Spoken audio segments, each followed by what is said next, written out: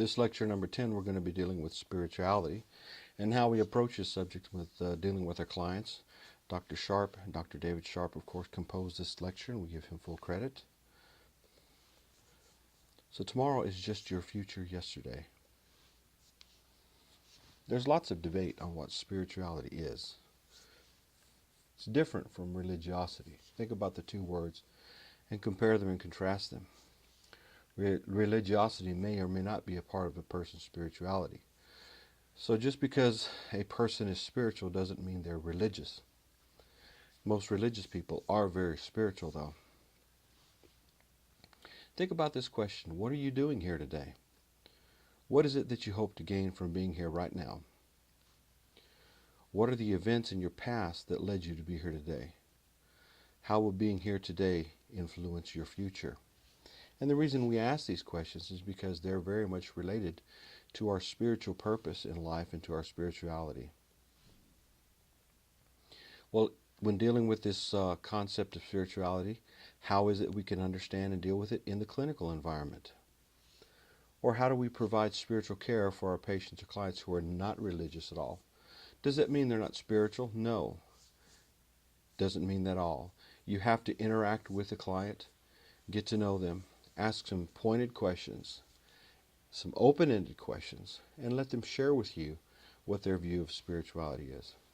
You all know about the story of Scrooge and his experience in dealing with the ghost of Christmas past, Marley's ghost, and the last of the spirits.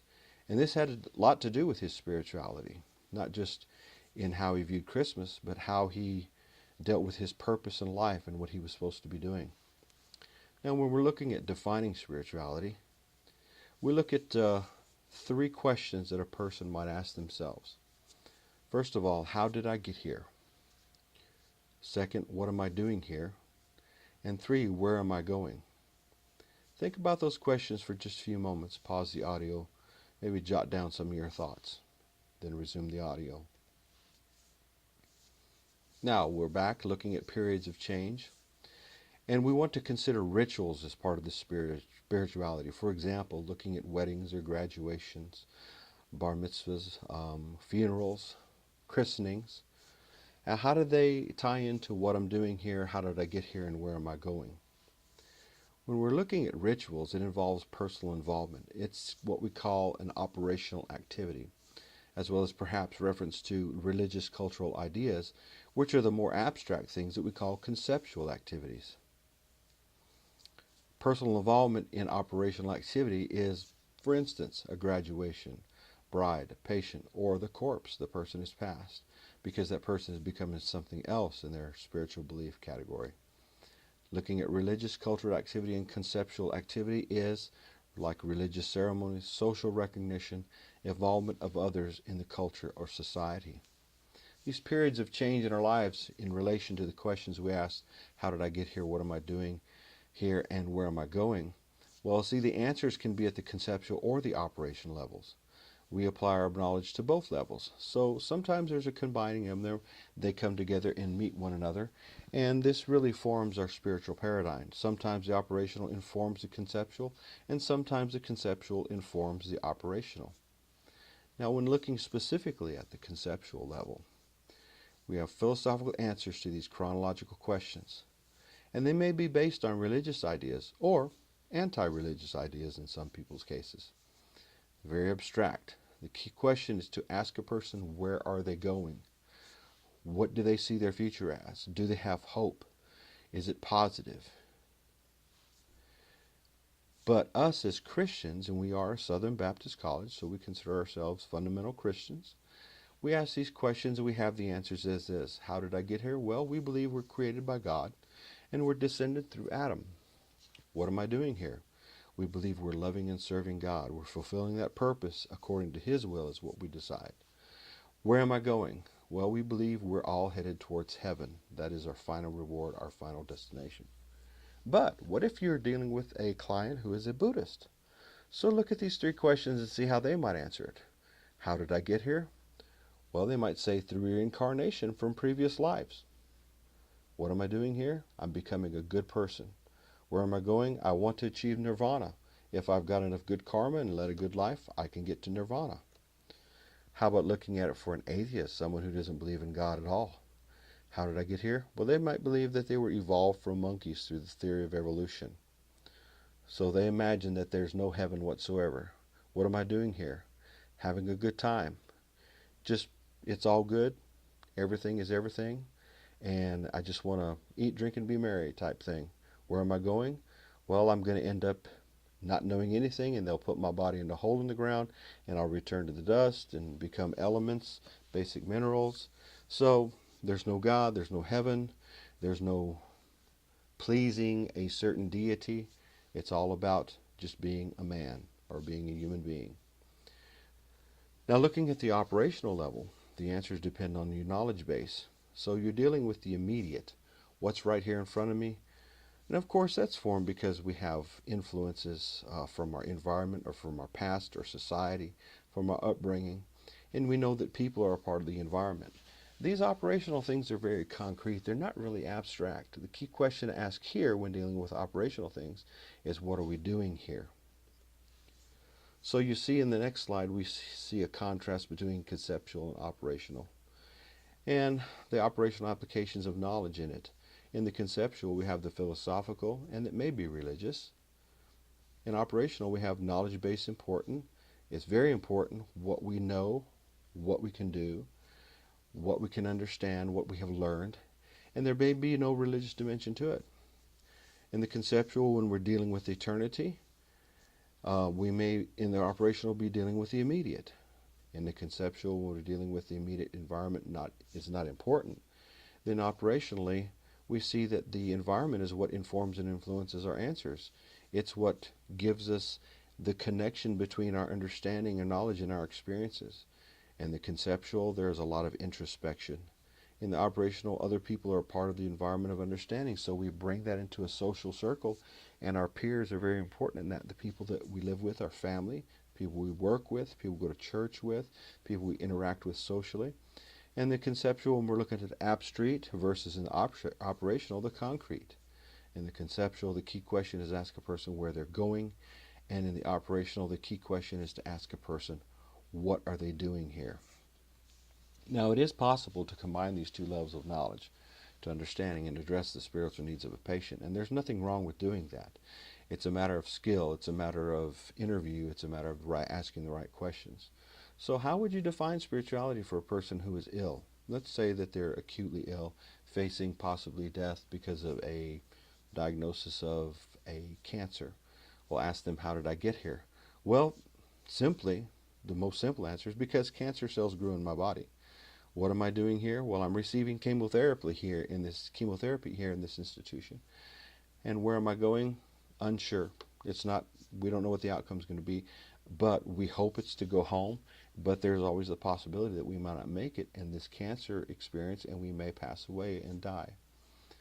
How about for the mentally ill patient? Could we define spirituality for them? Well, some people might think it's not important, but it may be important because you don't know what level of comprehension or understanding they have until you start talking to them and get to know them, and they become your client and you begin to interview them. Well, how did I get here? Well, one might say, I'm hearing voices. What am I doing here? Well, I'm getting medication to help me not hear the voices. Where am I going? Definitely not sure of that, but I want to go home. All I know is I'm not comfortable here. I want to go home. How about in an environment where a lady is giving birth in the labor and delivery department? Ask her, how did I get here? Well, I'm having contractions, so I came to the hospital. What am I doing here? Well, I'm going to deliver my baby. A baby is going to be born and become part of our family. And where are you going? Well, I'm going to become a parent, so I'm going to take my baby home, and some things I understand about it, and some things are new, and I don't, and I'll just have to work on it. And you know, a lot of it depends on your positive outlook. Is this a positive experience, a good experience? Is this something you look forward to? Is this meeting a goal? And it can be a very spiritual experience. Working in the spiritual dimension of care, it can happen on 3 dimensions. How did I get here? What am I doing? Where am I going? It incorporates the belief system of the client, whether that's religious or non-religious. And it depends on the reality of the person you're dealing with. So their reality may be a little different from your reality. You can touch, you can feel, you can see, but the way they process that information and how they file it in their mind is different than the way that you do. The way they perceive it, is it good or bad? in between. Now we're looking at helping to answer the three questions that can move the person forward in the understanding of spirituality. That's why we ask these three questions of our clients. This is part of assessing them and beginning a dialogue and interaction to help them to come to a place where they're good with their spirituality. It's a good place for them, a place of peace, a place of rest, a place of understanding, a place of comprehension. It's based on their knowledge, it's based on their beliefs, it's based on their past, it's based on how they see their future. Now the next slide's kind of humorous. Of course, you can say this is like an alien creature that you see there. And you notice that it's made up of what looks like maybe a commode plunger with a stem and a hand on top with an eyeball in the middle. And let's say that these are Tralfamadorians. And Tralfamadorians don't see human beings as two-legged creatures either. They see them as great millipedes with babies' legs at one end and old people's legs at the other end, says Billy Pilgrim from the Slaughterhouse-Five. Next, we look at this conceptual type of drawing about spirituality and nursing intervention. Look at the connection between the operational and the conceptual. Remember, the operational, that's the thing that we are dealing with immediately. The conceptual is the abstract things. Operational is the concrete, right? And you see that there are folks interacting in that, and nursings come in here and intervene, and they try to connect the two and try to bring them into a fullness of spirituality. Another way to look at this, a graph on just a concept map on the left and right. We're asking the three questions, and we see that there's an operational part of it, the patient that's going through having cancer treatment, and we're looking at how does the Christian see this. So we make the connection between the operational and the conceptual. Now, how can we make the connection? How can we help them justify their disease process and what they're experiencing in the light and the perspective that they believe in God? Here's one looking at the Buddhist person. So we have to learn how to make that connection between those three questions and what they believe, and how can we bring them to a place of complete spirituality and being at peace.